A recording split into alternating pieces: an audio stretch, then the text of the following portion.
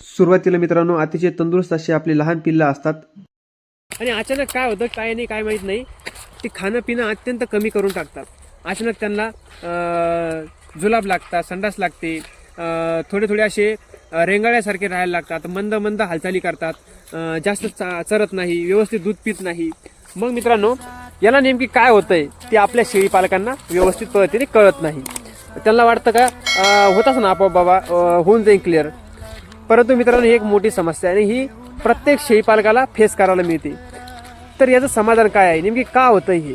तर याला सगळ्यात महत्त्वाचं कारण आहे जंत.